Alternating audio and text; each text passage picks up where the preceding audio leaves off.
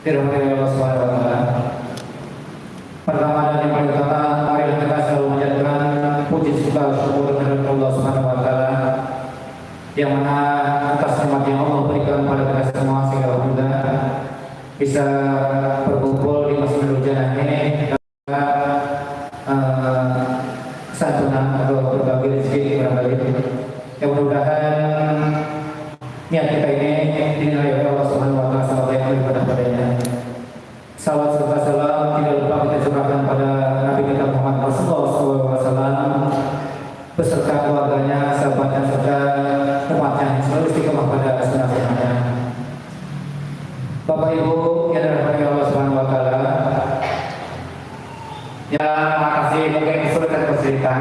Yang salah satunya sekarang yang pertama ini program santunan barangkali. Kemudian mungkin pertanyaan-tanya dananya dari mana gitu ya.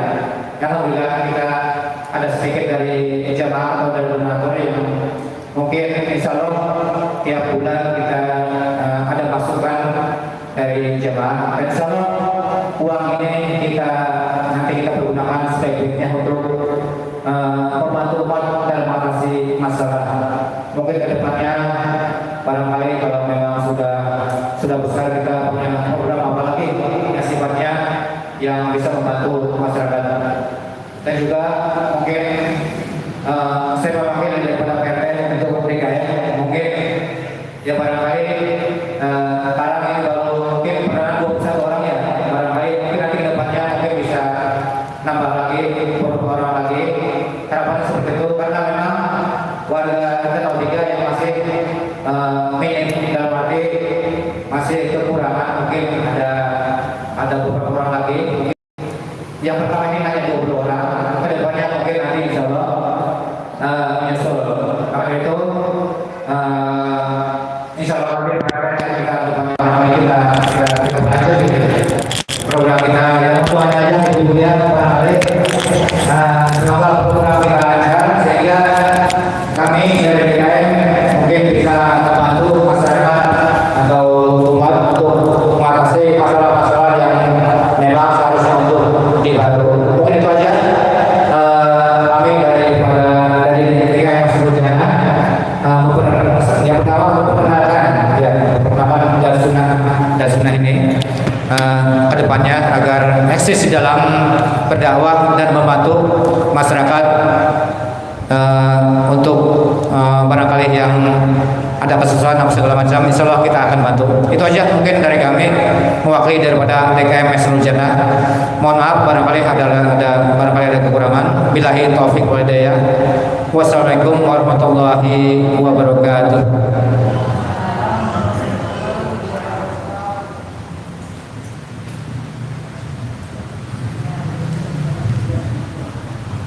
Terima kasih kepada Pak Haji Manin yang telah memberikan sambutan selaku Ketua DKM Masjid Nurul Jannah.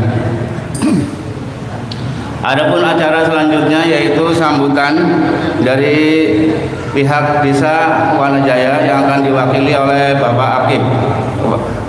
Untuk waktu dan tempat dipersilakan.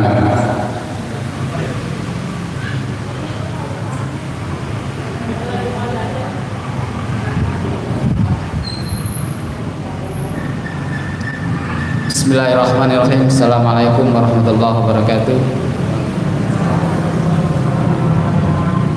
Innal hamdalillahi nahmaduhu wa nasta'inuhu wa nastaghfiruh wa na'udzu billahi min shururi anfusina wa min sayyiati a'malina may yahdihillahu fala mudilla lahu wa may yudlil fala hadiya lahu. Asyhadu an la ilaha illallah wahdahu la syarika lahu wa asyhadu anna Muhammadan abduhu wa rasuluhu alladzi la nabiyya ba'dahu ila yaumil qiyamah. Amin. Yang kami hormati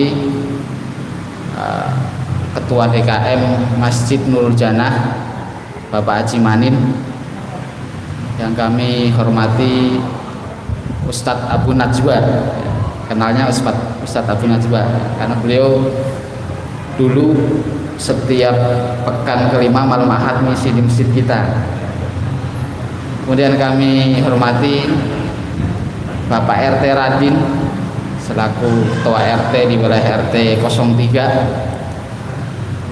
Yang kami hormati rekan-rekan jamaah dan pengurus Masjid Nurul Jannah yang kami muliakan, serta ibu-ibu dan bapak-bapak dan adik-adik yang hari ini mendapatkan undangan dari Masjid Nurul Jannah.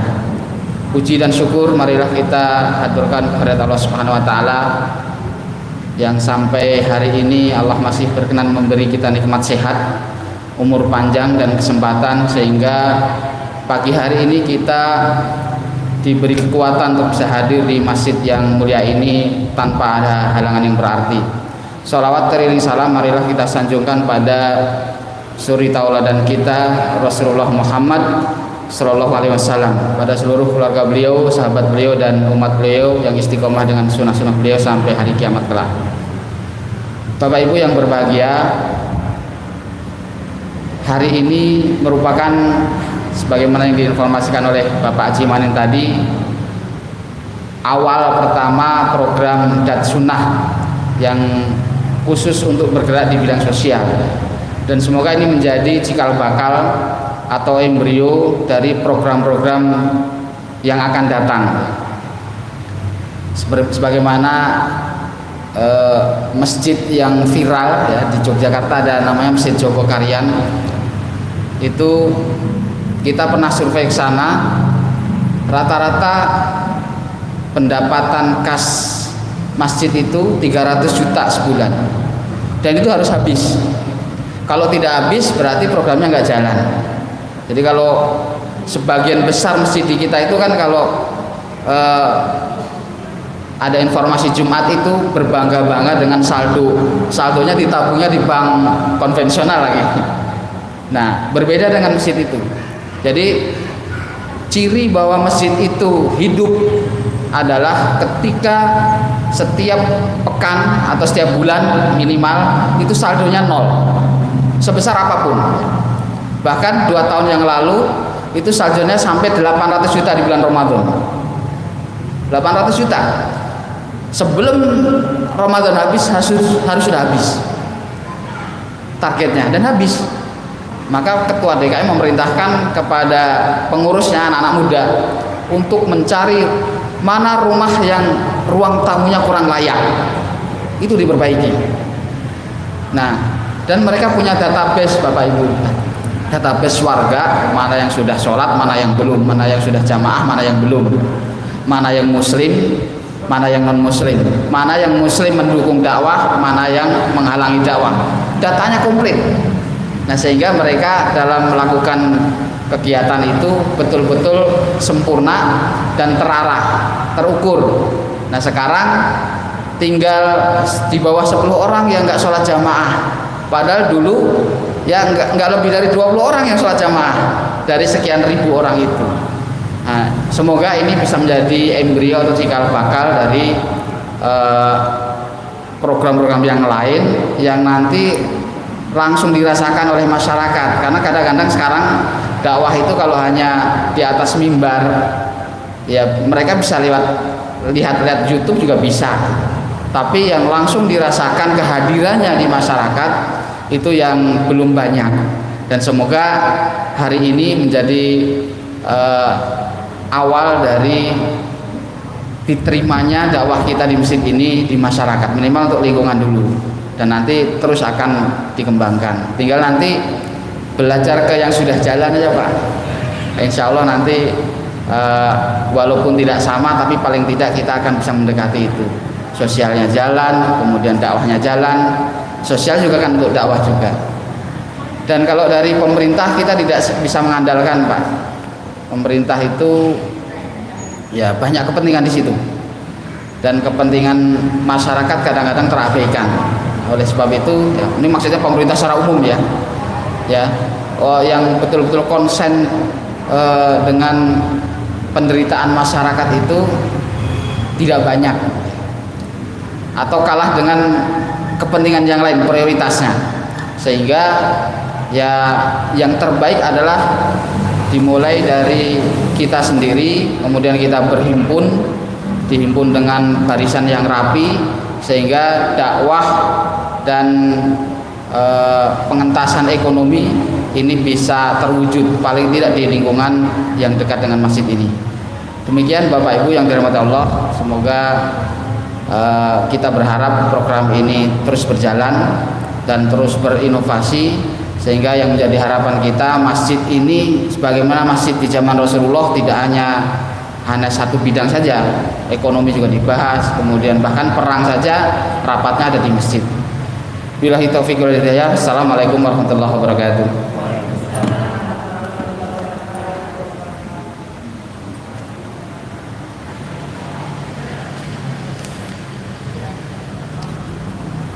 Terima kasih kepada Bapak Akib yang telah memberikan sambutannya mewakili dari pihak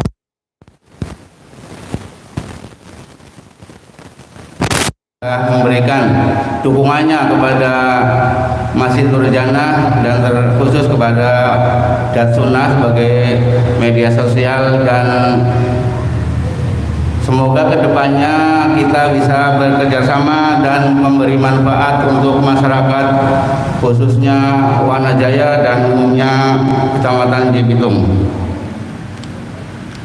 Menginjak acara selanjutnya yaitu acara inti,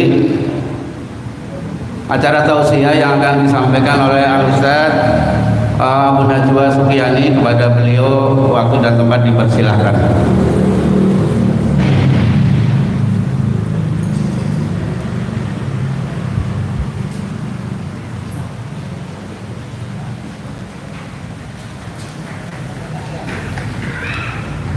Bismillahirrahmanirrahim. Assalamualaikum warahmatullahi wabarakatuh.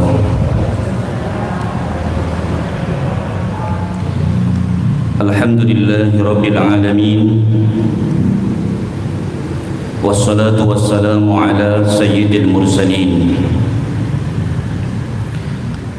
Al-qail fi sahihain, man yuridillah bihi khairan yufaqihu fid din.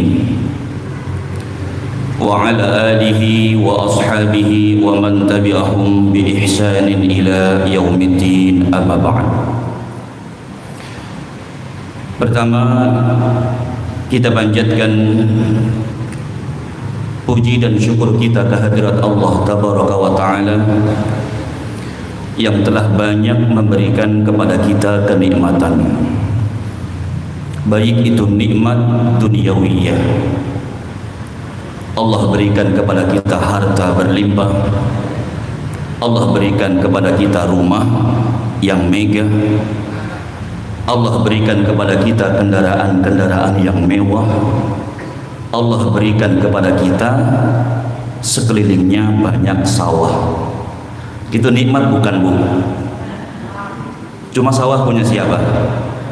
Lah tahu. Sawah sih banyak ya, Bu ya. Tapi sawah Haji Manin gini nih. Insya Allah ya, nggak bagi-bagi ya, Bu. Iya, ibu saya juga tinggal di Sukatani, Cikarang ya, Bu ya. Itu sawah banyak, ya, luas. Tapi bukan punya kita, ya, punya orang Cibitung, punya orang Tambun, ya. Jadi kita kuli, ya, kita yang ngurusin. Jadi yang punyanya bukan orang Sukatani. Jadi itu nikmat duniawiyah. Terlebih Allah Subhanahu wa ta'ala berikan kepada kita kenikmatan diniyah.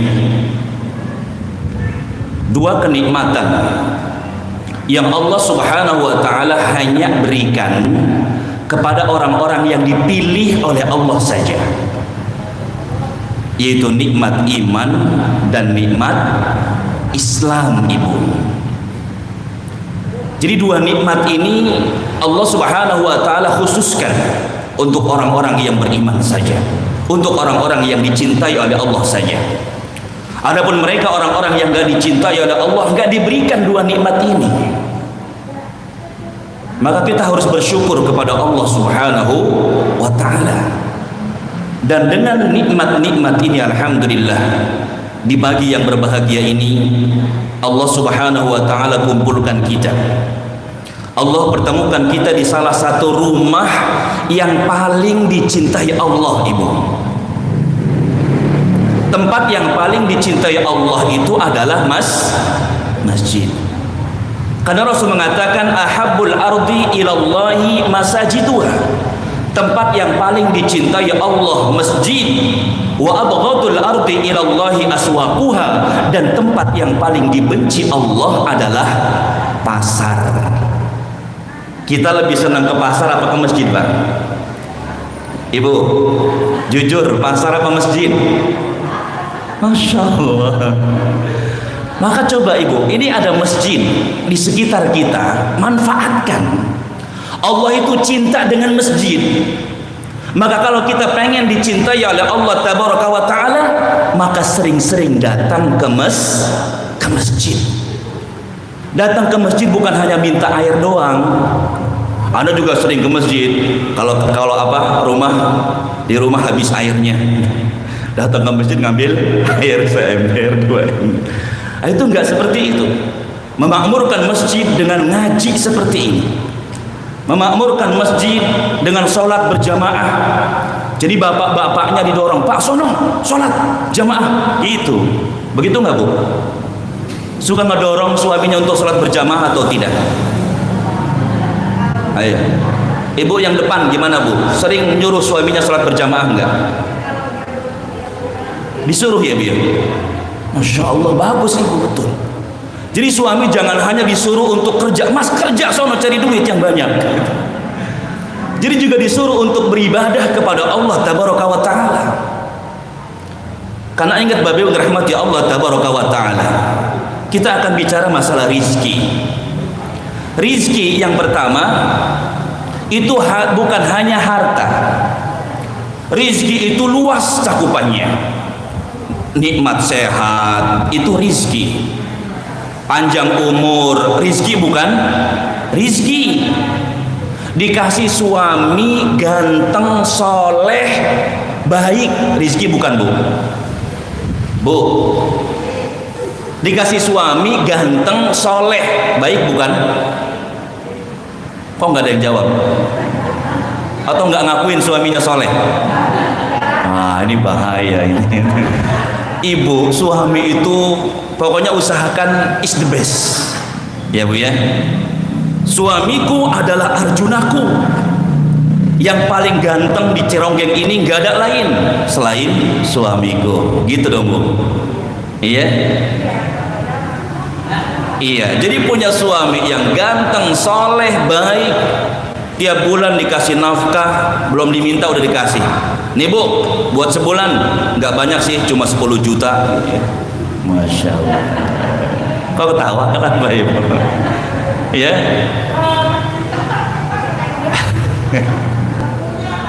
Oh nggak punya, belum punya yang kayak gitu. Nah, maka mudah-mudahan setelah ngaji ini nanti Allah berikan suami yang seperti itu. Ya. Jadi nanti suaminya dapat kerjaan yang gajinya gede, amin. Ya Bu ya. Dapat gusuran jalan tol lagi. Hah? Enggak mau. Nah, Bapak Ibu rahmati Allah Tabaraka wa Ta'ala. Jadi rizki itu cakupannya luas, bukan hanya harta, bukan hanya jabatan, bukan hanya rumah yang megah, tapi bisa duduk di majelis ilmu, ini adalah rizki. Punya anak yang hafal Quran juga rizki. Punya suami yang soleh rizki. Punya istri yang solehah juga rizki dari Allah Tabaraka wa Ta'ala. Dan untuk mendapatkan rizki dari Allah Tabaraka wa Ta'ala, apapun, entah itu anak yang soleh atau juga harta yang berlimpah, di antara sebabnya atau di antara kunci untuk mendapatkan rizki ibu, yang pertama adalah dengan meningkatkan ketakwaan kepada Allah Tabaraka wa Ta'ala. Jadi dengan takwa, Allah Subhanahu wa Ta'ala berjanji akan memberikan rizki dari jalan yang tidak disangka-sangka. Allah Subhanahu wa Ta'ala berfirman dalam surat At-Talaq ayat yang kedua sampai dengan ayat yang ketiga, "Wa may yattaqillah yaj'al lahu makhraja wa yarzuqhu min haitsu la yahtasib." Dan barang siapa yang bertakwa kepada Allah, maka Allah akan berikan kepadanya jalan keluar. wa yarzuqhu min haitsu la yahtasib, dan Allah akan berikan kepadanya rizki dari jalan yang tidak disangka-sangka. Tiba-tiba dari Datsunah ngasih bantuan, masing-masing penduduk mendapatkan 500.000. Coba Bu, itu rizki bukan? Itu yang dimaksud rizki yang tidak disangka-sangka. Maka syaratnya apa? Tingkatkan ketakwaan kita kepada Allah Tabaraka wa Ta'ala. Takwa itu apa sih? Takwa itu adalah sikap kehati-hatian. Kita tidak mengatakan perkataan-perkataan yang dimurkai oleh Allah Tabaraka wa Ta'ala. Kita tidak melakukan perbuatan-perbuatan yang dibenci oleh Allah Subhanahu wa Ta'ala. Itulah orang yang bertakwa kepada Allah. Jadi orang yang bertakwa nggak pernah jelek-jelekin orang yang jelek. Nah, ini biasanya yang suka jelek-jelekin orang yang jelek biasanya bapak-bapak atau ibu-ibu. Nah, ibu-ibu ketawa kan? Yang suka gibah, jelek-jelekin orang jelek. Ingat Bapak Ibu rahmat ya Allah Tabaraka wa Ta'ala, orang jelek kalau dijelek-jelekin marah. Bener nggak Pak RT? Iya. Jangan suka gibah, jangan suka menjelek-jelekan orang jelek. Kalau bisa kita ganteng-gantengin. Walaupun misalkan orang itu kulitnya apa? Hitam, kita panggil, bule sini. Panggil bule. Atau juga mungkin hidungnya pesek, kita panggil mancung sini. Kita ini terlalu jujur. Punya istri pesek dipanggil pesek sini. Ini ikhwati wa akhwati fillah azan ya Allah wa iyyakum. Jadi orang yang bertakwa kepada Allah adalah orang yang selalu berhati-hati.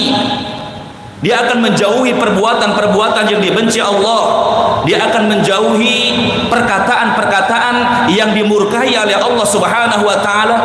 Dan takwa bisa diraih dengan imtisalu awamirillah, menuruti perintah-perintah Allah Tabaraka wa Ta'ala, wajtinabu nawahi, dan menjauhi larangan-larangan Allah. Orang yang bertakwa, ibu yang bertakwa kepada Allah, pertama tadi diberikan apa? Diberikan jalan keluar dari kesulitan.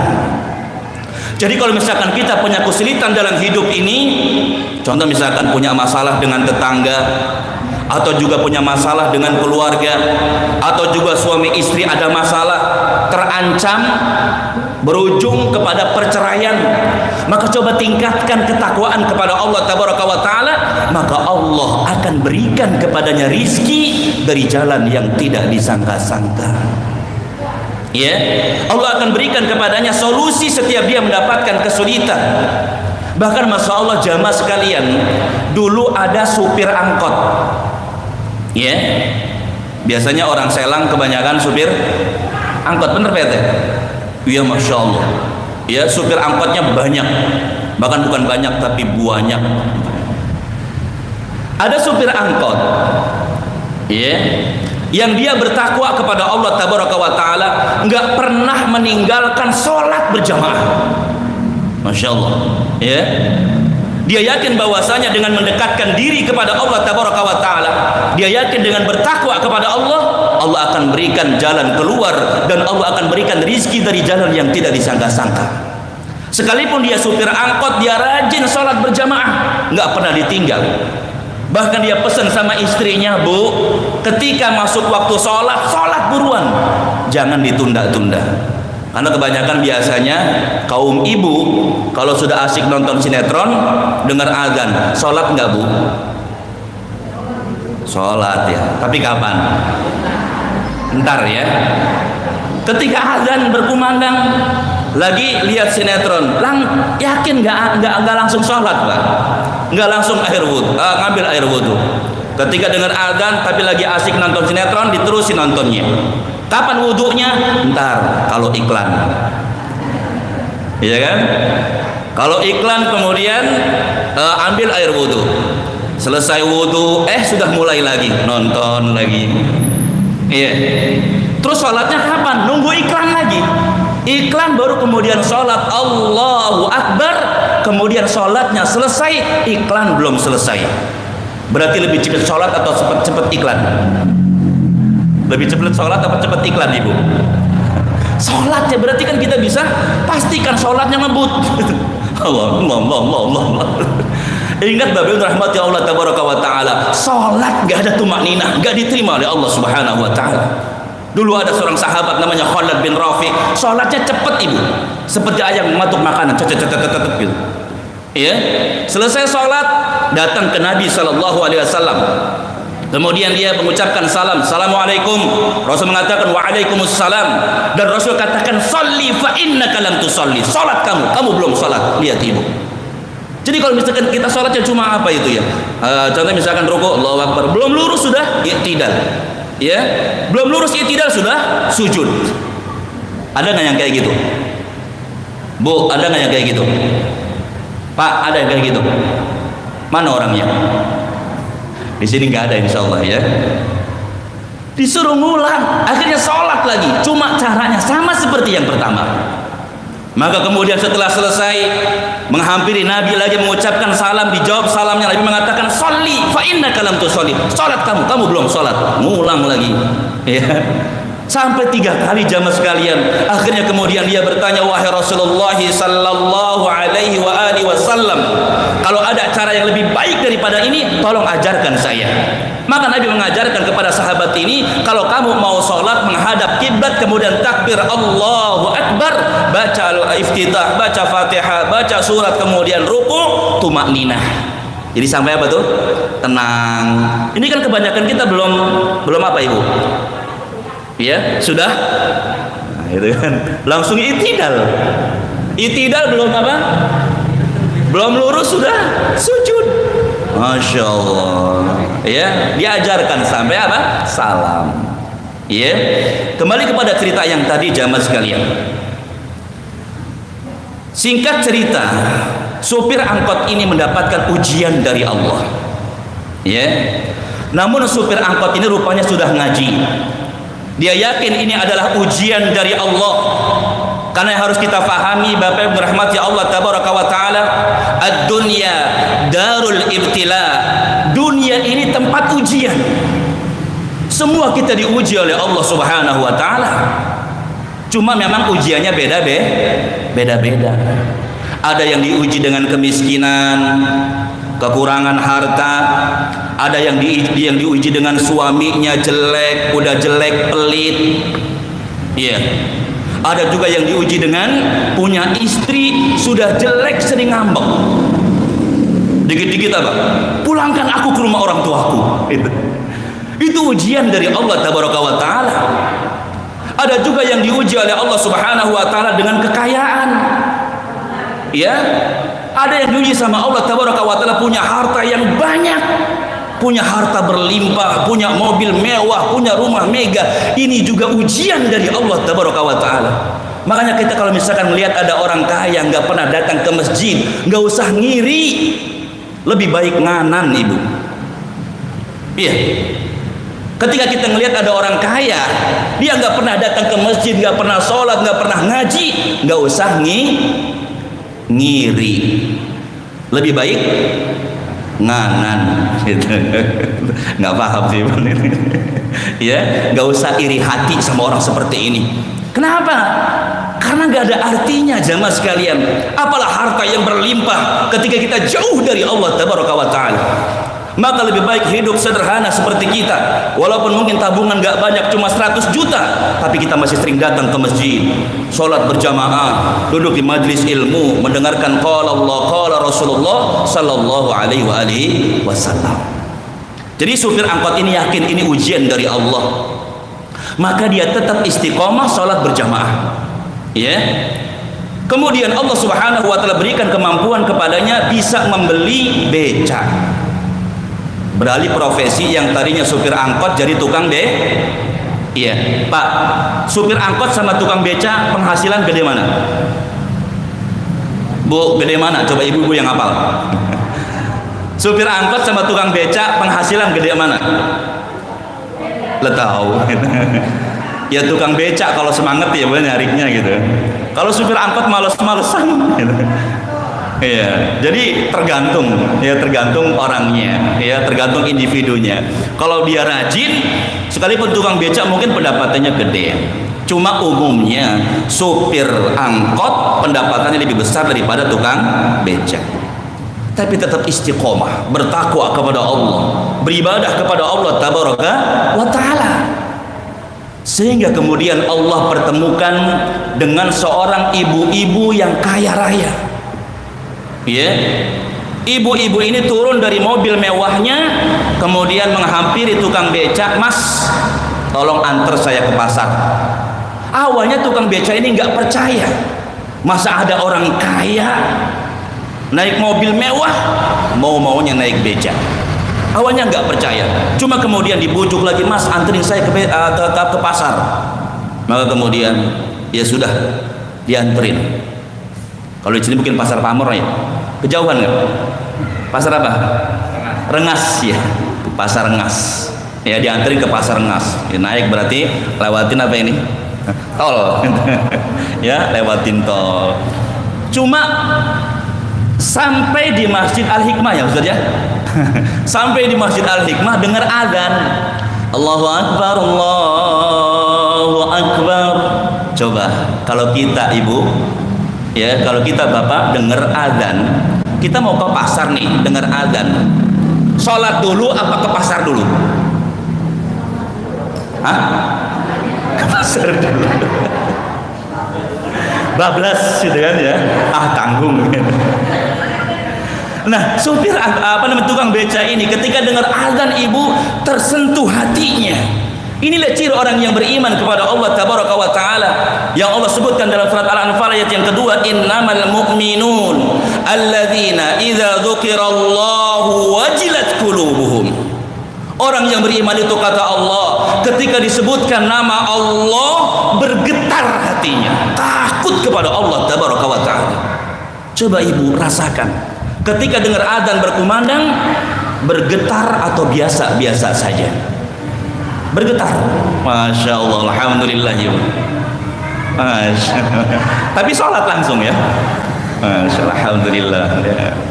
Ini bukan hanya bergetar ya bu, ya dengar adzan langsung bergetar sampai badannya ikut bergetar. Ya. Jadi itu ciri orang yang beriman. Dengar azan kemudian tukang beca ini berhenti, padahal pasar Rengas sudah dekat. Ini contoh aja pasar Rengas ya. Kalau bukan di sini, tempatnya bukan di sini. Pasar sudah dekat, kemudian apa? Dengar azan berhenti. Dia bilang sama yang bonceng, "Bu, maaf, ibu turun di sini." Ya, itu loh pasarnya sudah dekat dan ibu nggak usah bayar. Masya Allah. Tukang beca ibu yang pendapatannya sedikit, dia rela nggak dibayar. Makanya si ibu ini penasaran, "Mas, kenapa? Kan pasarnya sudah deket, tinggal anterin saya ke sana, Mas balik lagi kan bisa." "Enggak bu, ibu turun di sini dan ibu nggak usah bayar." "Iya Mas, tapi kenapa?" "Bu, saya sudah dengar azan, saya nggak mau terlewat sholat berjamaah ibu." Masya Allah, ikhwati wa akhwati fillah, azan ya Allah ya. Ya, saya nggak mau terlewatkan waktu saya dari beribadah kepada Allah tabaraka wa taala, terlebih sholat berjamaah. Dan ini yang bikin si ibu ini kemudian mendapatkan hidayah dari Allah. Karena rupanya si ibu ini adalah orang yang kaya raya, orang yang bergelimang dengan harta, orang yang punya jabatan, orang yang diberikan oleh Allah Subhanahu wa taala rizki yang berlimpah, namun dia jauh dari Allah, nggak pernah bersyukur kepada Allah tabaraka wa taala. Ketika melihat ada tukang beca yang kemudian dia sangat dekat dengan Allah, maka tersentuh hatinya, meneteskan air mata, dia nangis dan dia mengatakan, "Mas, saya ini orang yang Allah berikan nikmat yang begitu banyak, tapi saya lupa sama Allah tabaraka wa ta'ala yang telah memberikan rizki kepada saya. Maka mulai sekarang saksikanlah, saya juga akan melakukan seperti yang antum lakukan. Ya, yuk kita ke masjid bareng-bareng." Akhirnya sholat ibu. Ya, pergi ke masjid bersama-sama sholat. Setelah sholat kemudian pergi dianterin ke pasar. Sudah selesai. Nggak taunya si ibu ini merasa berhutang jasa, merasa berhutang budi. Kemudian si ibu ini datang lagi ke tukang becak, "Mas, Saya sama suami rencananya mau naik haji, dan kami sepakat ingin ngajak Mas berangkat bareng-bareng ke Mekah. Masya Allah. Kalau kita diajakin haji, mau nggak? Pak Haji yang sudah berangkat, mau nggak? Pak RT mau nggak? Iya. Mudah-mudahan kalau misalkan dat sunnah semakin banyak yang apa itu, ya, yang nitipin hartanya, ya nanti ada program umroh, ya. Jadi bagi ibu-ibu yang apa umurnya di atas 80 tahun, waduh tua amat ya. Diprioritaskan yang tua-tua dulu, ayo Bu umroh, gitu. Tiap tahun 2 orang, kan enak, Masya Allah. Ya. Ini kita sampai jam 9 ya, habis. Ya. Naam, ikhwati wa akhwati fillah azani Allah wa yakum. Yang jelas kemudian si tukang beca ini nolak, ya nggak tahu alasannya kenapa. Bu maaf, saya sepertinya belum pantas berangkat haji. Masya Allah jamaah sekalian, ditolak, nggak diterima. Cuma kemudian si ibu ini ketika ngobrol dengan suaminya, Mas gimana kok nggak diterima nih tawaran kita? Akhirnya ngobrol lagi dengan suaminya, sudah, ketika kita belikan mobil aja, ya kita belikan mobil angkot. Coba lihat jamaah sekalian, itu rizki seperti itu. Kalau kita dekat dengan Allah Tabaraka wa Ta'ala, maka Allah akan memberikan kepada kita jalan keluar ketika kita memiliki masalah. Dan Allah Subhanahu wa Ta'ala akan berikan kepada kita rizki dari jalan yang tidak disangka-sangka. Bahkan Anda kemarin melihat di media sosial, ya, ada seorang laki-laki, istrinya masuk rumah sakit, Pak RT, Pak Latif, ya. Ada seorang suami, istrinya masuk rumah sakit, kemudian harus bayar sekian juta rupiah. Kalau nggak salah disebutkan di situ pakai dolar, $1.545 atau berapa gitu, ya. Jadi si laki-laki ini dia masuk masjid, dia berdoa kepada Allah Tabaraka wa Ta'ala, terus meminta sama Allah Tabaraka wa Ta'ala. Maka lihat ya, termasuk kita, kalau kita punya masalah, kalau hati sedang galau, resah, gelisah, atau apa saja jamaah sekalian, ya, dekatkan diri kita kepada Allah Tabaraka wa Ta'ala, kita minta sama Allah. Allah itu yang memiliki segala sesuatunya. Ketika kita minta sama Allah, apalagi sambil nangis-nangis minta sama Allah, akan dikabulkan apa yang kita minta. Teman-teman pengen punya Avanza, minta sama Allah. Bangun tengah malam, ya, kemudian sholat sunnah, kemudian berdoa kepada Allah, julurkan kedua tangan ke langit seperti ini, memuji Allah, menyebut, kemudian bersalawat kepada Nabi SAW, kemudian berdoa, Allahumma inna nas'aluka Avanza ya Allah. Iya, ikhwati wa akhwati fillah azani Allah wa yakum. Yang jelas dia terus berdoa kepada Allah, meminta pertolongan dari Allah tabaraka wa ta'ala. Maka kemudian datang pertolongan dari Allah. Ada orang yang mau bayar zakat dan nilainya sama Pak Haji, $1.545. Itu kalau dirupiahkan nggak tahu berapa. Ya, wallahu taala alam. Yang jelas Bapak Ibu rahmati Allah tabaraka wa ta'ala, jadi rizki itu apa saja, bukan hanya harta ya, kesehatan, anak-anak yang soleh dan soleha, suami yang soleh, istri yang soleha, kemudian juga ya bisa ngaji seperti ini juga rizki dari Allah tabaraka wa ta'ala yang harus kita syukuri. Dan Allah sudah berjanji kalau kita bersyukur akan ditambah dengan kenikmatan-kenikmatan yang lainnya. Baru satu poin, insya Allah nanti kalau misalkan ada lagi kita lanjutkan dengan poin yang lainnya. Demikian yang dapat kita sampaikan, semoga memberikan manfaat. Yang benar tentunya hanya datang dari Allah, dan yang salah dari kejahilan saya untuk itu mohon dibukakan pintu maaf yang seluas-luasnya. Terima kasih atas kehadiran dan juga perhatian jamaah sekalian. Semoga ya Masjid Nurul Jannah, ya Dat Sunnah dan juga pemerintahan setempat bersama-sama ya bisa memberikan manfaat untuk masyarakat sekitar ya. Karena memang betul dakwah itu bukan hanya dengan ngaji, tapi juga dengan yang lainnya. Wallahu taala a'lam.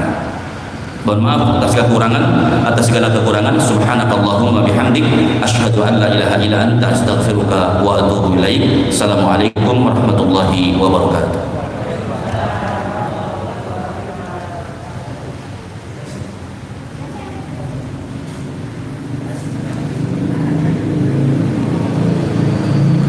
jazakumullahu khairan kepada Ustaz Abu Najwa Subyani yang telah memberikan nasihatnya, memberikan ilmunya kepada kita semua. Mudah-mudahan Bapak Ibu sekalian bisa mengamalkan atau mengambil faedah dari tausiah tersebut. Dan kepada ibu-ibu mungkin tadi ya disuruh untuk suami-suaminya atau anak laki-lakinya untuk berjamaah di masjid. Alhamdulillah kita masjid sudah luas, jadi bisa menampung jamaah lebih banyak lagi. Untuk acara selanjutnya yaitu acara penutup. Adapun sebelum acara kita tutup ada penyerahan santunan kepada salah satu atau dua orang dari tamu undangan, mungkin dari perwakilan dari Pak Haji Manin untuk menyerahkan sembako tersebut simbolis ya, untuk nanti mungkin didokumentasikan untuk Pak Haji atau dari pihak desa yang mewakili. Silakan Tafadhol Mas Puro.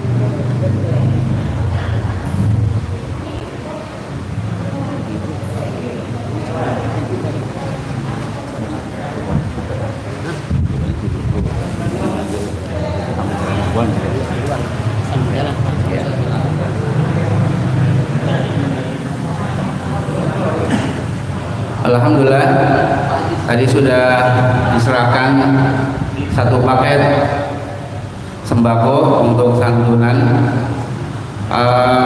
dan yang lainnya nanti akan diberikan apabila sudah selesai.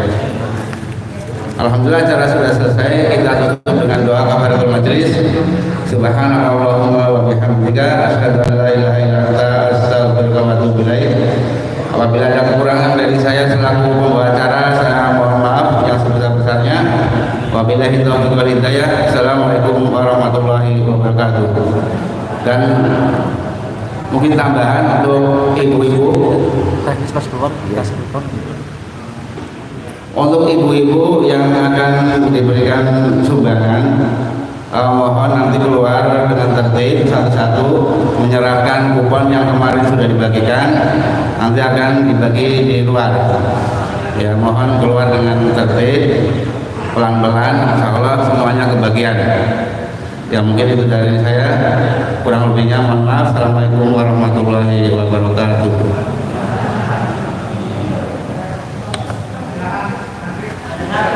Ya, satu-satu aja.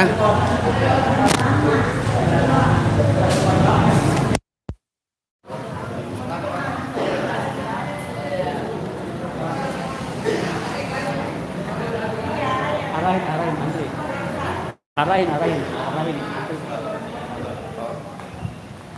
Gak usah berebut.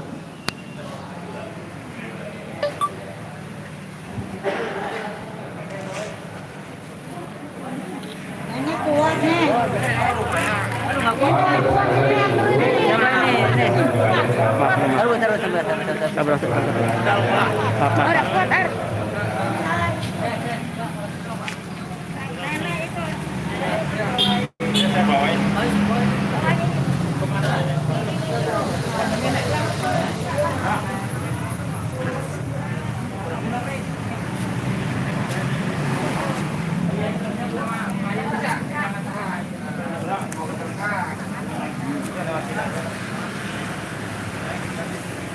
Terima kasih Pak. Sama-sama.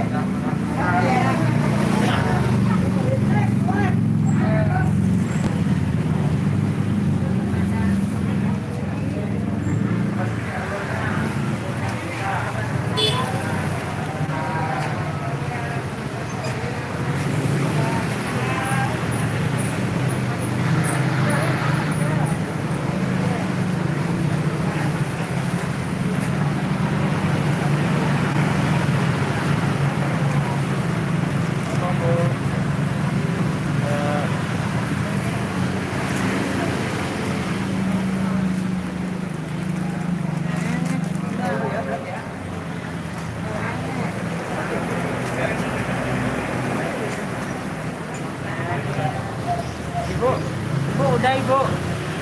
Ibu. Belum. Mana kuponnya? Kuponnya mana? Kuponnya mana? Kuponnya mana? Kuponnya ada. Ini dulu. Kuponnya ada nggak? Hah? Yang ada depan juga ini. Kuponnya. Kapok kita kapok. Bawain mana? Bawain.